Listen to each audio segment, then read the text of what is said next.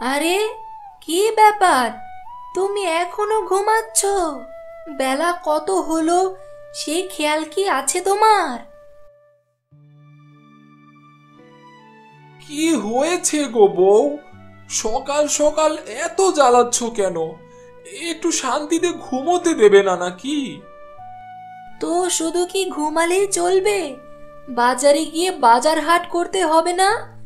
বাজার করবে কখন? আর আমি রান্নাই বা করব কখন? কেন গো বউ? কালকেই তো ব্যাগ ভর্তি বাজার করে নিয়ে আসলাম। আজকে সকাল হতে না হতেই সব বাজার কি শেষ হয়ে গেল নাকি? কি আর বলবো তোমাকে, ওইটুকু বাজারে কি একদিন যায়?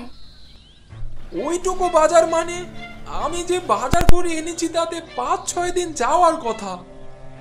আমি এত কিছু বুঝি না।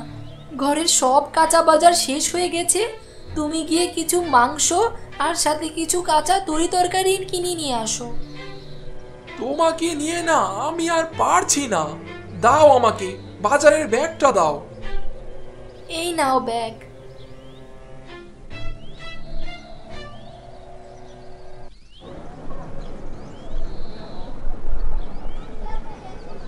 মাসুম ভাই, মাছ কত করে কেজি? 250 টাকা কেজি রাখবো ভাই, কোনটা দেবো বলো? সব থেকে বড়টা ওজন করে দাও আমাকে।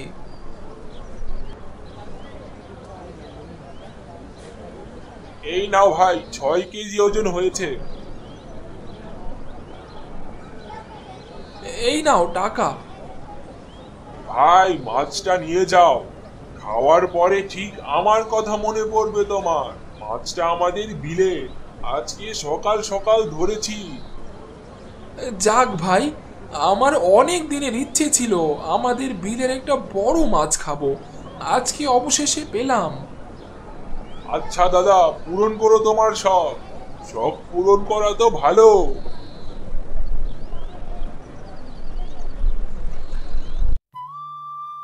আয়শা, ও আয়শা, কোথায় গেলে তুমি? এইদিকে একবার আসো, এসে দেখে যাও কত বাজার করে নিয়ে এসেছি।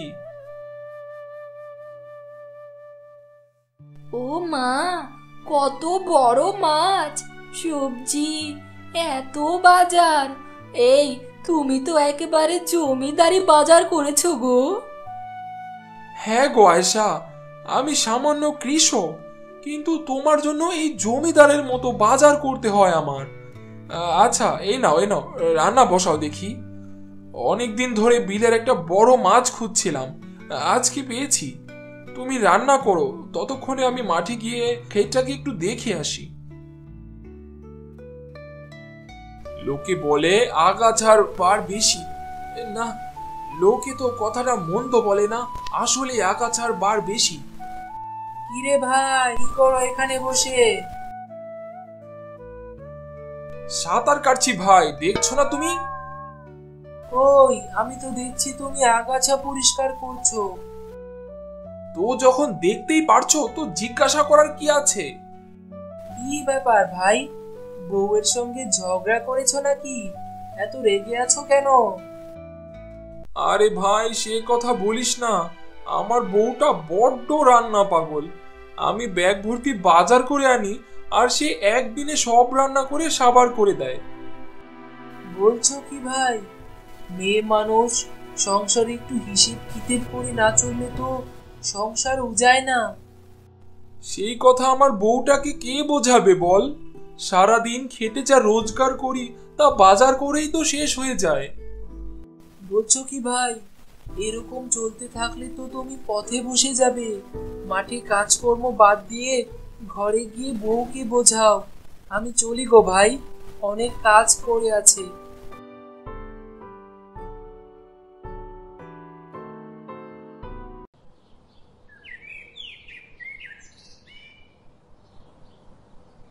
আয়শা, কই গো আয়শা? কোথায় গেলে? এদিকে একটু এসে শুনে যাও। হ্যাঁ গো, আসছি, একটু দাঁড়াও। কি ব্যাপার, তুমি ঘরে না এসে বারান্দায় বসে এরকম ডাকাডাকি করছো কেন? ঘরে যাব না। যা গরম পড়েছে তাতে করে শান্তিতে এক মুহূর্ত থাকার কোনো উপায় আছে নাকি? ঠিক আছে, ঠিক আছে, তোমার ঘরে যেতে হবে না। তুমি বসো, আমি তোমাকে খাবার দিচ্ছি। হ্যাঁ হ্যাঁ, দাও দাও, অনেক ক্ষুধা লেগেছে।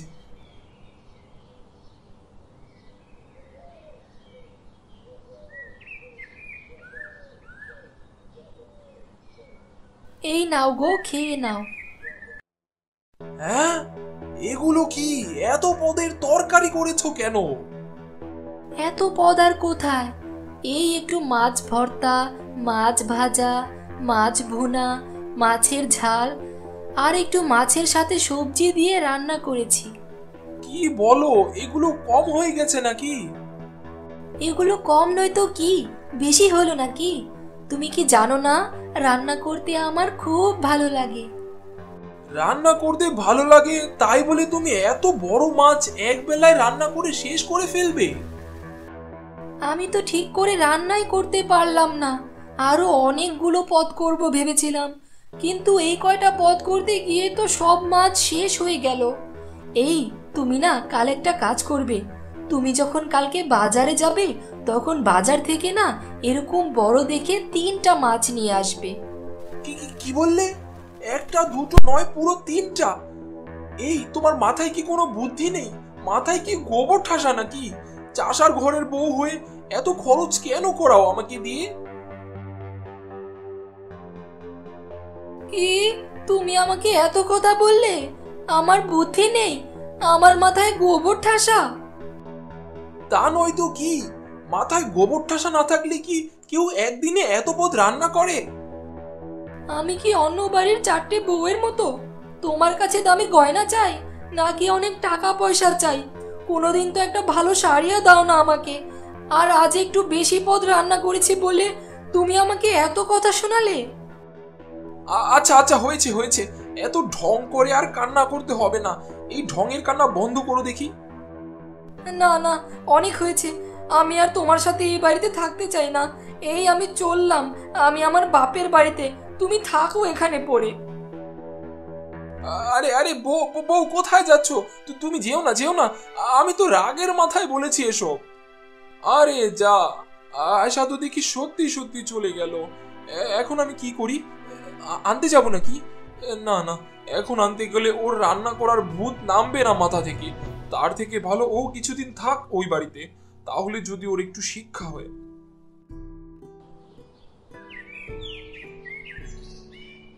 কি ব্যাপার আয়েশা, তোর কি আবার জামাই বাবুর সাথে কোনো ঝগড়াঝাটি হয়েছে নাকি? এইভাবে চলে আসলি যে? হ্যাঁ মা, অনেক হয়েছে, আমি ওই বাসা থেকে চলে এসেছি, আমি আর ওই বাসায় যেতে চাই না। এইটা কোনো কথা হলো নাকি? কেন যাবি না তুই ওই বাড়িতে? কি হয়েছে আমাকে বলবি তো? কি আর হবে, তেমন কিছু হয়নি, আমি ওই বাড়িতে যাব না বাস। আরে মা, যাবি না তো বুঝলাম, কিন্তু কেন যাবি না সেটা তো বলবি। তোমার জামাই আমাকে অনেকগুলো কথা শুনিয়েছে, তাই আমি আর ওই বাসাতে যেতে চাই না। আমি তো আর 5টা মেয়ের মতো না যে ওর কাছ থেকে আমি দামি গয়না টাকা পয়সা চাই। আমি তো এগুলো কিছুই চাই না, তারপরেও সে আমার সাথে এরকম ব্যবহার করে। গয়নাগাটি, কাপড় চোপড় কিছুই চাস না? তাহলে কি নিয়ে তোদের ঝগড়া হয়েছে আমাকে বল দেখি মা। বাবা, তুমি তো জানো ছোট থেকে আমি রান্না করতে ভালোবাসি, তাই আমি একটু বেশি পদের রান্না করেছি, এটাই তার সহ্য হয় না। আরে মা, এ কথা নয়, তোর স্বামী তো একটা চাষি, কত টাকাই বা রোজগার করেও, তুই মনে হয় একটু বেশি খরচ করে ফেলেছিস মা। আর জামাই কিপটে কিনা আমি তোর বাসায় গিয়েই বুঝতে পারবো। চল দেখি মা আমার সাথে।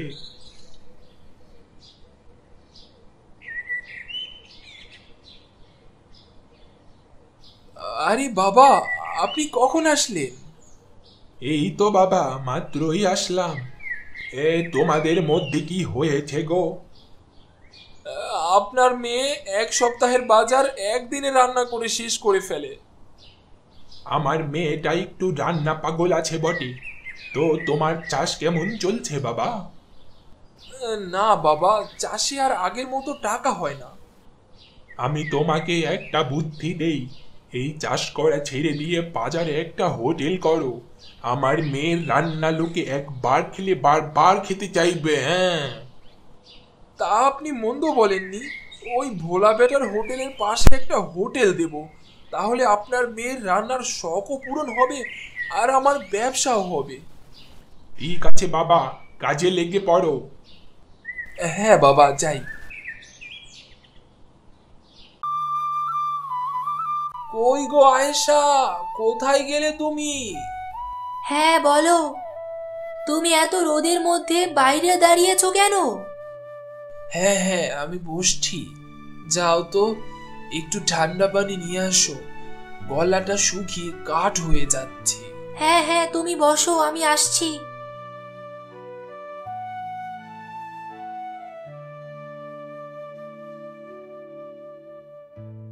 রোদের কি তাপ, শরীর পুরো ঝলসে যাচ্ছে।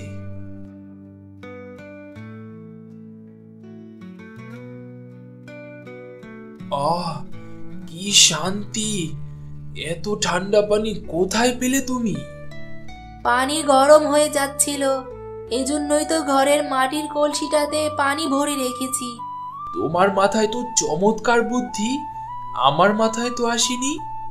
মাটির পাত্রে পানি অনেক সময় পর্যন্ত ঠান্ডা থাকে, তাই তো আমি মাটির কলসটাতে পানি ভরে রেখেছি। পানিটা খেয়ে অনেক তৃপ্তি পেলাম। কই, ছেলেটা কোথায়?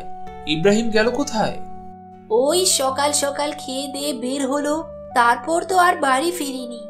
বেশি লাই দিও না ছেলেটাকে, একটু মন দিয়ে পড়াশোনা করতে বলো। ঠিক আছে, বলে দেব। আর আমার ছেলে খুব ভালো, আরও এই পরীক্ষায়ও ভালোই করবে। হ্যাঁ হ্যাঁ জানি, ছেলেকে কিছু বললে তো তোমার আবার সহ্য হয় না।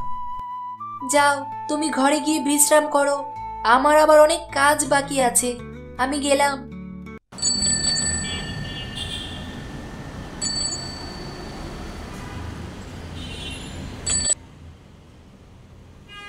কি গো, তুমি এখনো শুয়ে আছো?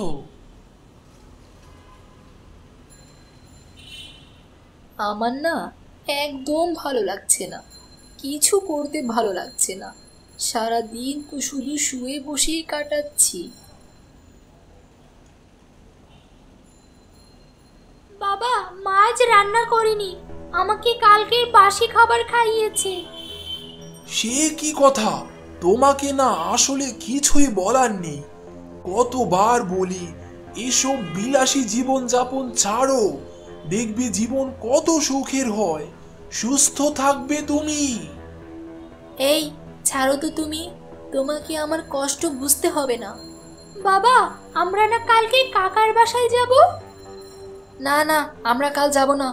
ওই গ্রামে গিয়ে এত গরমে সবাই তো আমরা সেদ্ধ হয়ে যাব। আর তাছাড়া তো তোমার কাকার বাড়িতে কোনো এসিও নেই, আমরা সেখানে গরমে মরেই যাব।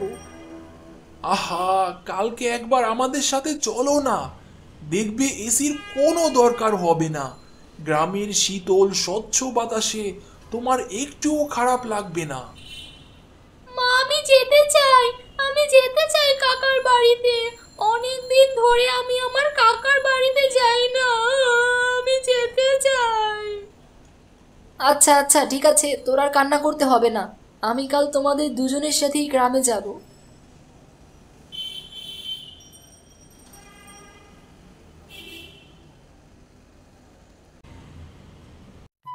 ভালো করে মুরগিগুলোকে খাবার দাও, কালকেই তো নাজিম আসছে। সত্যি বাবা, কাকা আসছে? কাকি আর টুনি ওরাও আসছে? হ্যাঁ রে, ওরা কালকেই আসছে গ্রামে ঘুরতে, 2-4 দিন থাকবে। হ্যাঁ বুঝলাম, তো হঠাৎ কি করে গ্রামের কথা মনে পড়লো তাদের? তাও আবার আমাদের মতো গরিবের বাড়িতে। বড় লোকের বেটি তো আবার এসি ছাড়া থাকতে পারে না। আহ, ছাড়ো তো এসব কথা। শোনো, ওরা যেন এসে সব সময় হাসি খুশি থাকে, কোনো কিছুতে যেন ওরা কোনো অভিযোগ করতে না পারে। আর বাবা ইব্রাহিম, শোনো, তুমি গিয়ে পাশের পুকুরটা থেকে বড় দেখে কয়েকটা তেলাপিয়া ধরে আনো, তোমার কাকুরা এসে খাবে। আর আয়েশা, আমি একটু বাজারের দিকে যাচ্ছি, দেখি কোনো ভালো সবজি পাই কিনা। ভাইয়ের জন্য দরদ। কিরে, চলে এসেছিস তোরা? কোনো অসুবিধা হয়নি তো? না না ভাই, কোনো অসুবিধা হয়নি। এখন কি তোমরা এখানেই দাঁড়িয়ে গল্প করবে নাকি ভেতরেও আসবে? ও, অনেকদিন পর তো আমার টুনিমা এখানে আসলো। তো কেমন আছে আমার টুনিমা? কোনো কথা বলছে না যে? আসলে ও নতুন জায়গায় আসলে একটু কম কথাই বলে, আর না হলে তো ওর দুষ্টুমিতে আমরা অস্থির থাকি। আচ্ছা আচ্ছা, সবার অনেক কথা হয়েছে। এখন এই রোদে দাঁড়িয়ে ঘামানোর চাইতে ভালো সবাই ভেতরে আসো।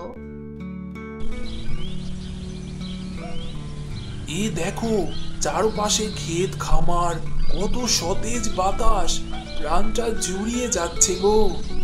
এই বাতাস কি তুমি তোমার এসির মধ্যে পাবে বলো? হ্যাঁ, তুমি ঠিকই বলেছ। এখানে আসার পর থেকেই এই গ্রামের বাতাসটা খুব সতেজ মনে হচ্ছে। মনে হচ্ছে না যে আমি এসি ছাড়া আছি। আচ্ছা বলো তো, এই যে পুকুরের মাছ খেলে, তাতে স্বাদ কেমন ছিল? হ্যাঁ, খুব স্বাদ লেগেছে। আমি তো পেট ভরে খেয়েছি। মুরগির মাংসটাও অনেক মজা ছিল। হ্যাঁ, শহরের কোনো মাছ মুরগি খেয়ে কি এমন শান্তি পেয়েছো কখনো? না, তা অবশ্য পাইনি। এজন্যই তো বলছি, প্রকৃতির সব কিছুই সুন্দর। এই যে দেখো, ভাই আর ভাবি গ্রামে থাকে, দেখো তারা কত সুস্থ সবল, কত হাসি খুশি থাকে তারা। সত্যি, আমারও না এখন আফসোস হচ্ছে, যদি আমি গ্রামে থাকতে পারতাম।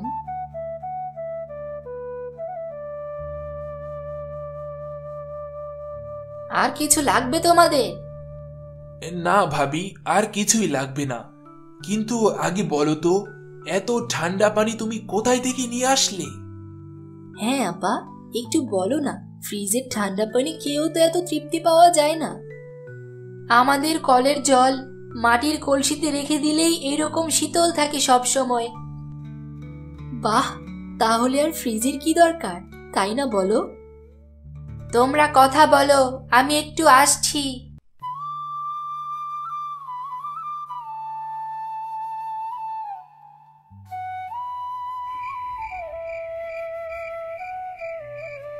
ভাই, ভাবছিলাম একটা কথা বলবো তোমাকে। হ্যাঁ হ্যাঁ, বল, কি বলবি? আমি আর শহরে থাকতে চাই না। ভাবছিলাম এই গ্রামে কিছু একটা করব, আর তোমাদের সাথেই থাকবো। কিন্তু তোমার বউ মেয়ে এরা কি গ্রামে থাকতে পারবে? আমি বলেছি আপা, এখন থেকে আমি এই গ্রামেই থাকবো। আমি সম্পদের ঘোরে অন্ধকারের মধ্যে ছিলাম। গ্রামে না আসলে ধনী গরিবের এত ঐশ্বর্যের মধ্যেও যে এত পার্থক্য থাকে তা জানতে পারতাম না। ঠিক আছে, তাহলে তো আর কোনো সমস্যাই নাই। বুঝলি না জিম, আল্লাহ তাআলা ধনী গরিব সকলকে একই চোখে দেখে। তাই তো ধনীরা টাকা খরচ করে এসির বাতাস খায়, আর গরিবেরা বিধাতার দেয়া স্নিগ্ধ শীতল হাওয়া খায়। সত্যি ভাই, সুস্থভাবে বাঁচতে চাইলে এই গরমে এসি না, প্রকৃতির নির্মল বাতাসই দরকার। তার জন্য বেশি বেশি গাছ লাগাতে হবে আমাদের।